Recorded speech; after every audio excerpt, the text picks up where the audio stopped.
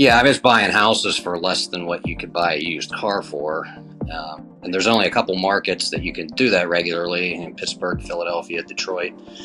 And you can get a decent house that was safe and maybe not updated or anything, but it was functional and it worked. And but you weren't gonna turn it over for big profits unless you flipped it more or less. Hi, I'm Wyatt. And I'm Grace. And you're listening to Our Dad and your host of the Vacation Rental Revolution podcast. What's up, guys? Welcome to another episode of the Vacation Rental Revolution podcast. I'm your host, Shawn Moore, and we're back with our Friday interviews with short-term rental investors willing to share their journey into this game, what got them into it. And today we've got Matt Scrabis joining us. And so, Matt, appreciate you joining us and excited about our conversation coming up. Thank you, Shawn, for having me. I'm excited to participate. Absolutely. I appreciate you joining. And so these are always my favorite podcasts, my favorite episodes of podcasts where we really just have a, really casual conversation about where your background is, what got you into investing in the first place, what got you interested in short-term rental investing, and then ultimately what that journey looks like. And so what I like to do always, Matt, is start with the background. Like, where are you from? What pays the bills? And, and what got us started, ultimately interested in investing in real estate and short-term rentals? Sure. I'm from Pittsburgh, Pennsylvania. My whole life. I'm only one in my family that's never moved away. I'm a physical therapist by trade, by profession. I do home care, northern suburbs of Pittsburgh, primarily with seniors, getting them safe in their homes and tuned up as necessary if they've been in the hospital or had some type of health situation. I have some previous real estate experience in long-term rentals in Pittsburgh here. I owned 4 single-family homes in the different parts of the inner city for about a decade. We had my daughter, I have 2 kids, had my daughter and had her in daycare, and then got pregnant with my son and realized it was going to be like a second mortgage payment to have 2 kids in daycare full time. So we decided that the numbers worked better if my wife stayed home and raised the kids instead of putting them through daycare. Right. So the long-term rentals I had were a good substitute for losing her income for several years, and but I also was dealing with the joys of long-term rentals in the inner city and everything that went along with that. And put it this way, I had 4 houses for 10 years, average tenant probably a year, and I think maybe 2 of them we left on civil terms over that period. So yeah, when I got paid, it worked, and but then when she was able to go back to work and the kids got old enough, it lost its shine, and I ended up selling all of them. So yeah. And it's interesting as I talk to investors that have had single family long-term rentals and they usually the numbers pencil out the best in some of those, like your inner city areas, and the drawback is you have to earn that money, right? Because the turnover is high. A lot of times you're chasing money, you're chasing rent payments. Nobody wants to pay you. You're the big bad landlord. And it can be a difficult run, even though on paper originally it looks really good. And I'm sure they weren't a bad investment for you. They probably were a good supplement to losing that income. But every asset has pros and cons. And this is a common con for long-term single-family rentals, especially when you start to get into some of the rougher areas of town, right? Right. Yeah, I was buying houses for less than what you could buy a used car for.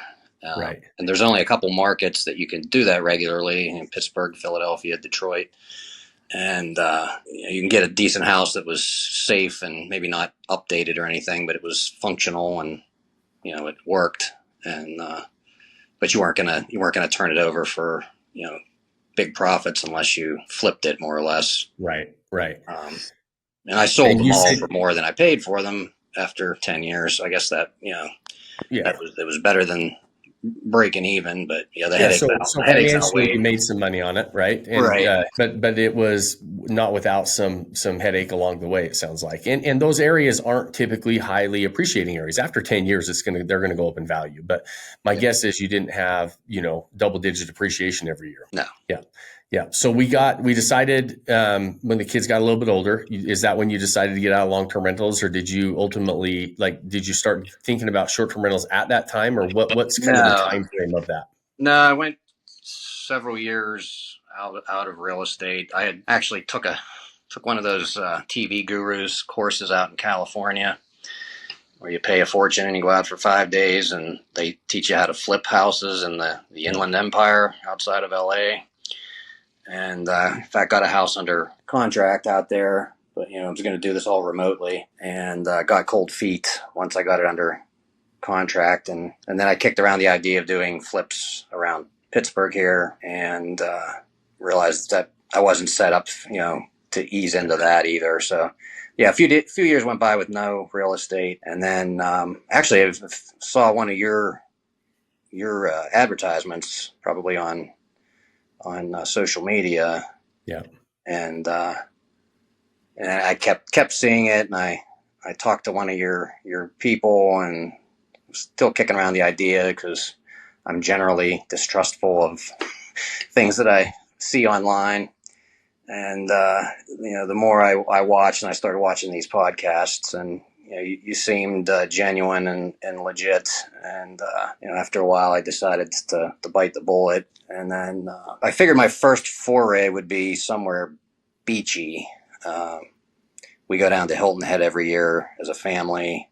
That's a favorite spot. And we've been to North Myrtle Beach, those areas. That's what I was thinking. I'd get my first property. So if I'm getting ahead of myself. Nope, you're good. And so what's the time frame of that? You found us, and then so we found you found. That was during the pandemic. Yeah. So I guess a little backstory. I've been trying for years to find something to go into to ease my way out of healthcare, because to a degree I'm burned out in healthcare. The pandemic didn't help a lot of people. Yeah. With that, but something that didn't require me to go back to school, or a large educational, because my degree is very specific. Yeah. It's not like a business degree where you can go into different things.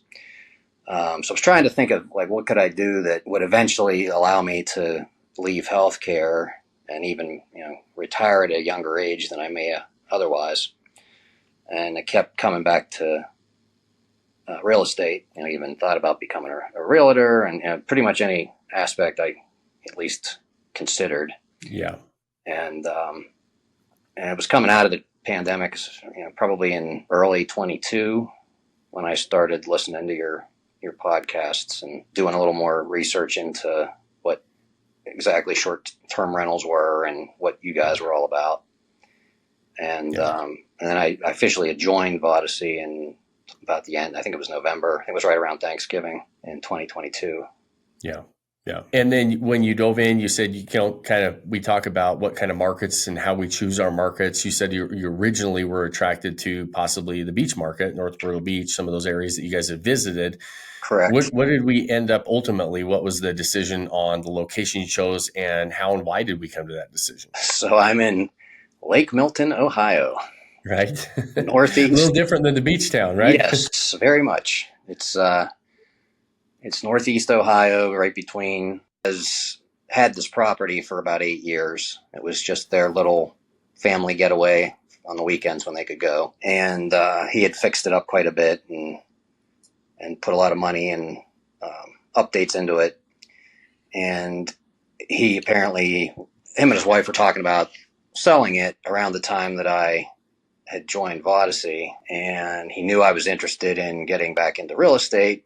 And so he hit me up and said, "Would you have any interest in our lake house?" Excuse me. And I said, well, maybe. I had been up there once or twice before, and knew it was a nice area, and there was a lot to do up there for it being a small community. And he's the type, when he makes a decision, it's boom, boom, boom, it's done. Move on to the next thing. So I told him I was starting into the curriculum, the Vodacy curriculum, and I asked him if he could be patient for a bit while I figured out how to work the numbers and try to figure out if it made sense. And he was very patient with me. And then March of last year of 23, we ended up closing on the house. And so take us through. So you were able to, and it was a small market. It was, if I remember right, it's a little bit more difficult to underwrite some of those markets. And so we spent a little bit of time trying to figure out what the numbers would be and what kind of potential it had, but ultimately landed on, it's got some potential and it's going to fit some of your property goals. And so that was a bit over a year ago when you ended up closing on it. Yes. And so what did we have to do? How did that setup go? And I mean, I know you guys, you took your time and you did a lot of different things to get this thing ready. But take us through that process. Cause I always tell people that's, the acquisition process actually wasn't, it ultimately ended up being different than what you thought it was going to be. But, Right. It wasn't necessarily a grueling acquisition process, right? It wasn't like you looked at a lot of properties or were having trouble finding something. This one kind of fell in your laps. And so, and you were able to ultimately make it work. But that setup phase, talk to us a little bit about that and getting the property ready and what we had to do there. Yeah, it did kind of fall into my lap. I didn't really, I wasn't getting turned down for offers or that whole process that most people deal with along the steps in the process. But yeah, once I closed on it, I could have, and now that I look back, probably should have, if you ask my wife, I definitely should have just rented it outright as it was, because I bought it fully. He basically walked away from the house. Right. He didn't take anything. He left all the furnishings, the artwork. I have a detached 2-bay garage full of tools and air compressors and saws and you name it, bikes, kayaks, lawn equipment. And anytime I asked him if he needs it, I figured you might need that. So, and I did, I did pay him for that stuff for most of it anyway, but he literally kind of just walked away from the house. He's like, I have everything, because he lives here in Pittsburgh. He said, I have everything at home. I don't need a second of everything. Two of everything. Yeah. Yeah. And I don't want to store it either. So I basically bought everything, and, it was set up cute. It definitely didn't meet the Vodacy criteria. There were bright orange walls and very blue living room from top to bottom, and all the little tchotchkes everywhere. Yeah. But it was cute, and I had posted pictures on Facebook, and I got a lot of compliments from people that knew people, asking about it, and if it was available. They liked it as it was, but I had it in my head that I was going to get it up to Vodacy standards and then just launch it once, rather than launch it and then wait till like the off season and tear it apart. Right. But like I said, looking back, I probably should have done it that way, because I could have probably had some income off the bat. But hindsight's, because you're a summertime market, right? And so if you bought it in March, you kind of went through that setup phase during your peak season. So I missed an entire year plus. Right. I took the scenic route here. Right. Right. Right. Yeah. So, and I did a lot of the work myself. I think strategy wise, this is a question that a lot of people have, right? And when we look back, we're saying, man, should I have done that? Shouldn't I have done that? Right. And it's a hard decision to make, because in the very beginning, you get that extra love from the OTAs. And if we don't put our best foot forward, sometimes we just get punished and we get put on the back shelf, and it's hard to dig ourselves out. Mm-hmm. And so, the ultimate goal, long-term money in our pocket, is going to be putting our best foot forward, launching with a really good product that gets conversions and gets bookings, and those OTAs keep us on the first couple pages long-term. And then we ultimately long-term make more money. But, when you're going through an extensive setup phase, sometimes there's a really good argument to say, maybe we should take that income during the peak season, shut her down, and relaunch after we have, and you almost have to do 2 launches, which sometimes that's a better move depending on how long that setup's going to take. Did you anticipate the time frame the setup was going to take, or did it take you longer than you anticipated? Much longer. Yeah. So take us through that a little bit, because I think these types of conversations and are really good for people to hear that are walking into it, because I think a lot of times people underestimate how long a setup is going to take for a number of different reasons. Some of the contractors you're hiring, some designers, some of those things, the people that are doing things are backed up, that we don't anticipate them being as busy as they are. There's different things that come up along the way, right? Definitely. Yeah, I decided I was going to do a lot of the work myself in the attempt to save money. You could make the argument, sometimes it's better to throw money at somebody that knows what they're doing and get it knocked out quick. Right. The stuff that I did turned out very nice, but it takes me 3 times as long as it would take. And I was doing this on weekends, have a full-time job, and I was trying to, my daughter's now in college. I knew that the kids were coming to an end as far as being home, and I was trying to be present for, this was all kind of happening at the same time. But yeah, I was running up there and, working 16-hour days Friday into Sunday and staying there for the weekend, and then coming home and working, and baseball and everything else that we're involved in, through the summer. Yeah, I saved money, but, I owned the house for 15 months before I launched it. Right. And, most people probably don't try to do that. Now, right. Some people are different financial situation than us. Some people are retired that are, other Odyssey members, and they can, buy a place and just boom, knock it out and have it up and running in a matter of, a couple months. Like I said, had I launched it as it was, I could have done that option, but right. I kind of took the long route. So it depends on everybody's, each individual's situation. But that was the way I went. And it's important, and I think that's a good point to make, is it does depend on everybody's situation, because, as people navigate these decisions, there's never and you hear me talk about this a lot with our members on our coaching calls and everything else, is there's not you for sure should do it this way or you should do it this other way, right? Because,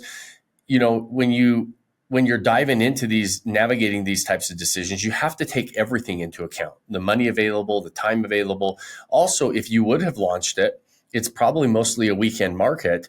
And if you're doing most of the work yourself on the weekends, you're probably not getting in there a whole lot during the summertime to actually make progress on the work that you were doing over the last 15 months. Right. And so now you're saying, maybe I'm making some extra income, but I'm, and maybe the net is more in your pocket by getting that extra income, blocking some time off in the fall when the slow season comes, and then having a contractor knock it out faster. Right. And so if you had to look back at that, navigating that and saying, because, it's hard to take a property that you just bought and not make any money for over a year. That's a difficult position to be in. It puts you even if you have a lot of money, it's no fun to have an asset that's not producing. Right. And so it's, if you had to navigate that decision again, I'd love to hear what you would do different. Would you have launched it as is, organized it with contractors to pull it off for a short period of time and pay them to finish it off in a shorter period of time? Or would you have taken the money and launched it as is and then still tried to do the work yourself? If you had to go back and say, what would I have done different? What would that be? I would have launched it probably right away. Yeah. Button the big, May through August, probably at least. I launched the end of June. It was booked damn near solid through August, and now as of September, it's pretty much weekends.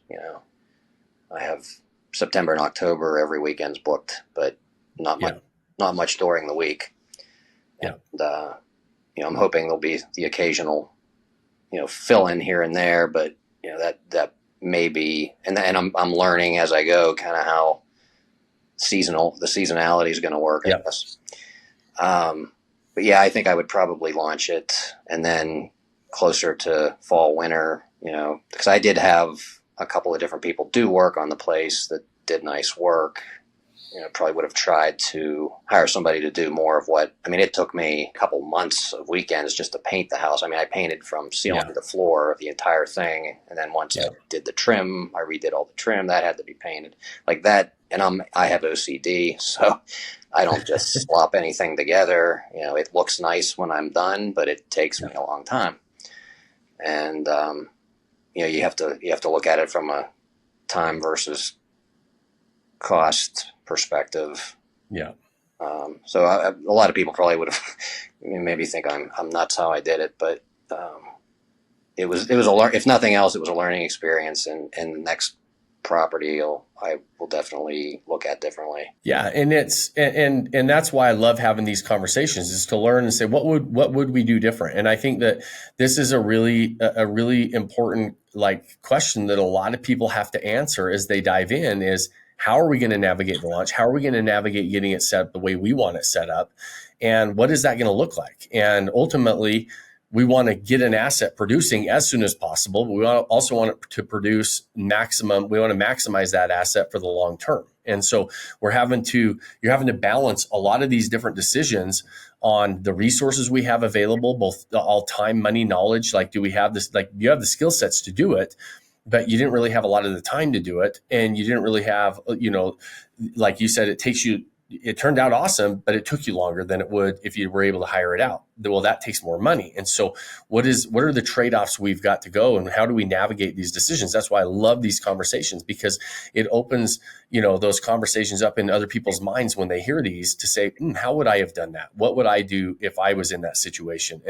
And we can learn from each other so much. And that's why I appreciate you like kind of walking through that, fairly like in a detailed manner of, how did I navigate this? Why did I make this decision? What would I do different? Because ultimately, you said when you did launch it, it turned out good, and the launch went really well, right? You launched it for this summer has been really good. It is, I'm sure you underwrote some seasonality. It's a lake market in a northern climate, which means you're going to have a slowdown in the wintertime, right? And so you're going to see fall's going to, summer's going to be pretty booked. Fall's going to become more weekends. And then ultimately, is there driving? Is there traffic? Like, is it a 2-season market? Is there a winter market, or is it really going to slow way down in the winter? The only comparison I have is, I have the property with Evolve. I think I've talked to you about that. Yeah. People have various opinions of that, but they were the show in town. Yeah. And they have one other property on the lake. And according to the original cleaner that I had hired through them, the other property, as last year anyway, was booked all the way through the end of the year, at least on the weekends. So at least through December, to New Year's. I didn't get a whole lot of specifics on like January, February, March. Right. And they draw the lake down from mid-October to mid-March, sometimes April, depending on the weather, where they drop the lake level 10 feet to protect everyone's docks from potential ice. And so like you're losing the main draw there for the winter season. Now there's other things in town. There's wineries and golf courses and other activities in the nearby cities, and the colleges that have football games and things like that, that will draw people in. There's festivals like October should pick up a little bit from what I'm hearing. Because there's a lot of festivals in nearby areas that that attract people.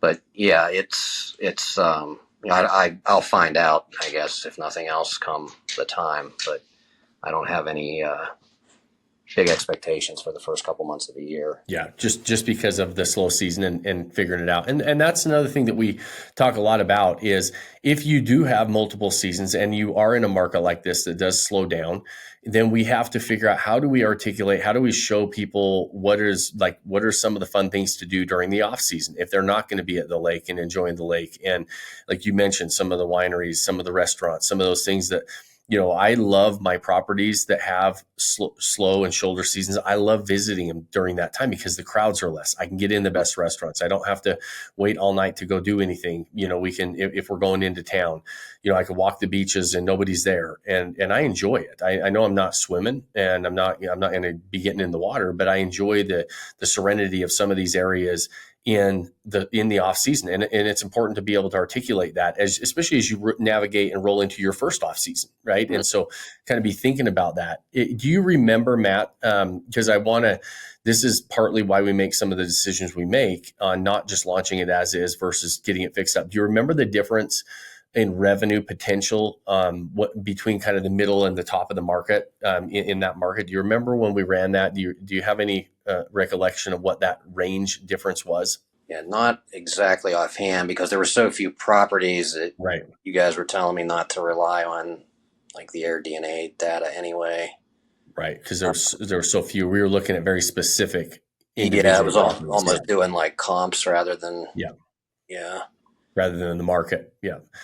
Yeah, and that's that's what I remember as well about it was a really limited market as far as data goes. So that means we were really coming up with a comp set, which is another way that we run the underwriting.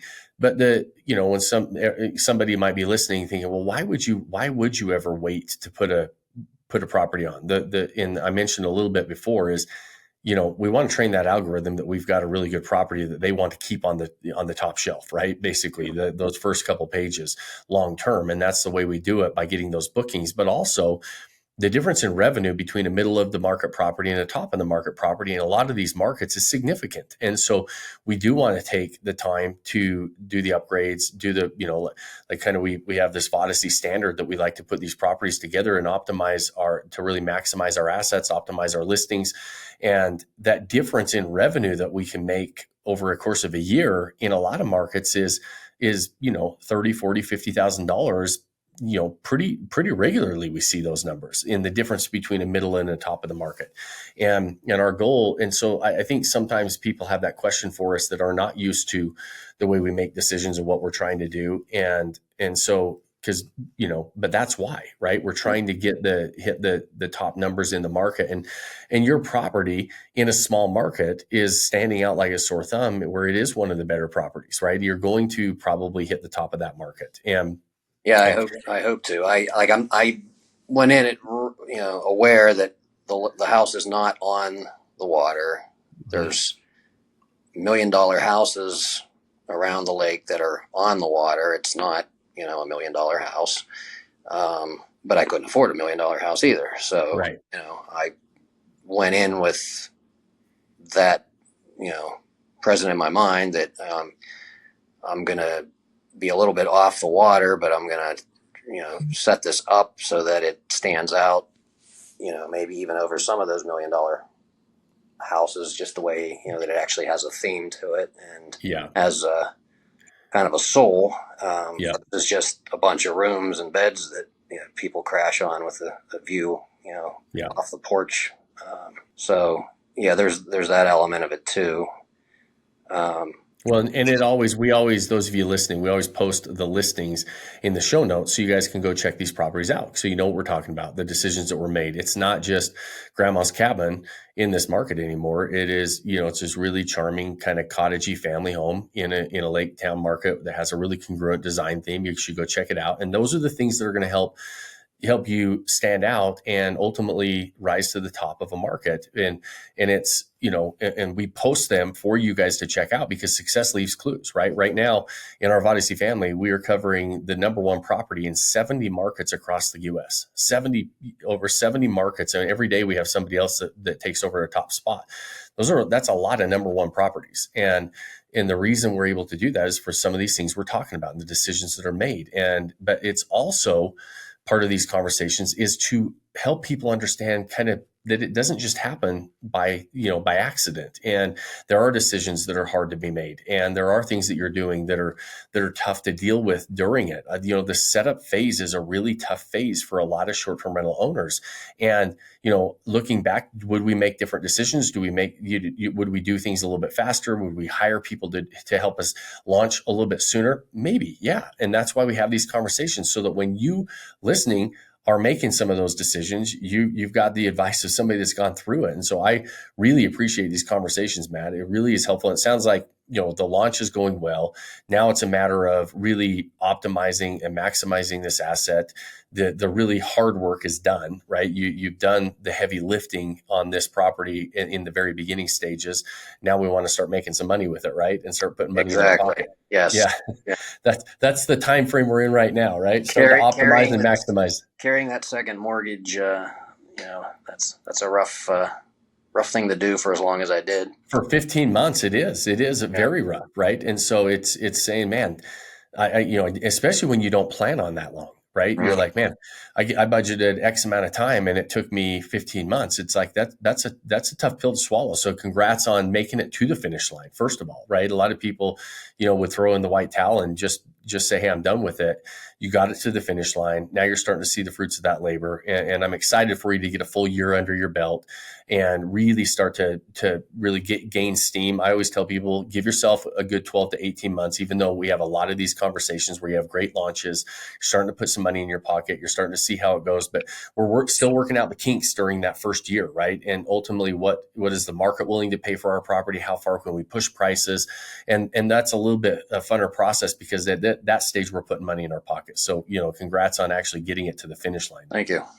Absolutely. So, we talked about a lot of lessons. We talked about a lot of things, and I kind of stopped and put exclamation points on a number of the things that you were talking about. Is there anything else that you would go back if you had to tell yourself, give me some advice, your younger self, if you're going through property number 2, like is there something that comes up that you said, man, I wish I would have known this on property number 1. I wish I would have had somebody tell me this. Just don't be afraid.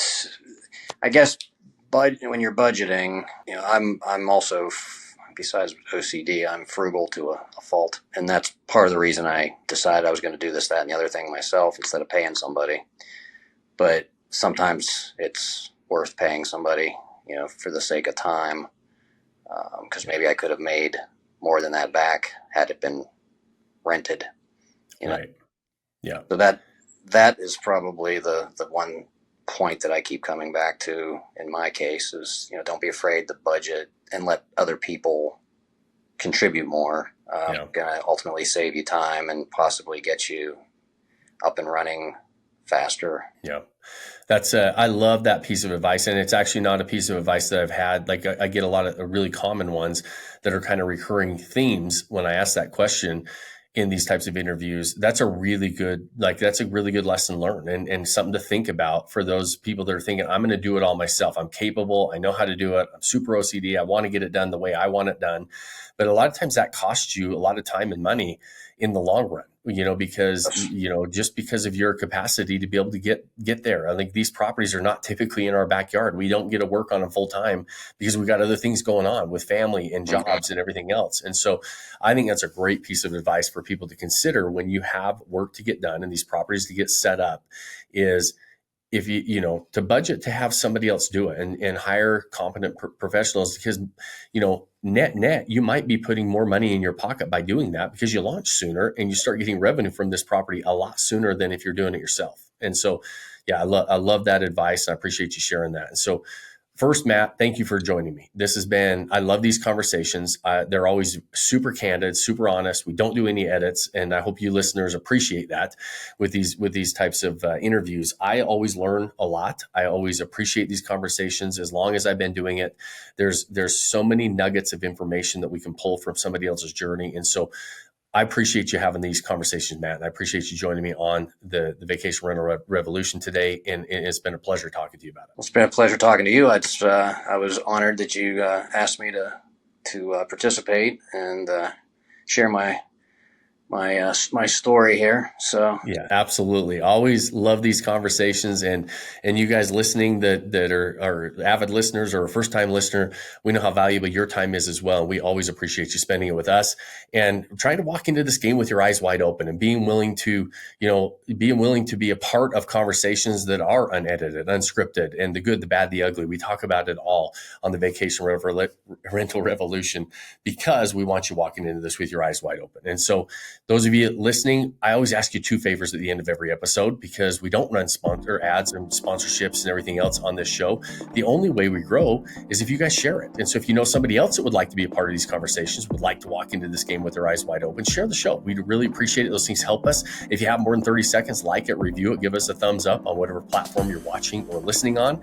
And then the final, most important thing that I ask you always at the end of every episode is to go pick that one thing you can do today to start building that life you don't want to take a vacation from. Cheers, my friends.